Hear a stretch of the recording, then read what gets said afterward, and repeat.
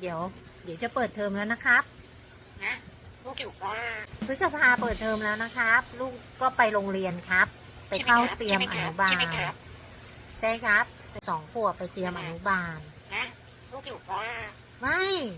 ต้องไปโรงเรียนเขาโตแล้วก็ต้องไปโรงเรียนกันทั้งนั้นแหละใครเขาไปอยู่บ้านไม่ได้ใครอยู่บ้านไม่ได้อยู่บ้านไม่ได้ต้องไปโรงเรียนแม่ไปแต่งตัวเดี๋ยวแม่จัดการเองตัวแม่เดี๋ยวแม่จัดการเองหนูไม่ต้องเป็นห่วงนะครับลูกอยู่ว่าไม่ลูกต้องไปโรงเรียนโอเคไหมโอเคไหมโอเคไหมโอเคครับโอเคครับบอกเลยโอเคครับที่โรงเรียนมีบอลให้เล่นด้วยนะมีเพื่อนๆด้วยนะแล้วก็มีข้าวกลางวันให้กินด้วยนะเดี๋ยวครูเขาก็ให้กินข้าวกินนมด้วยเข้าห้องก่อนไหมไม่ต้องค่ะ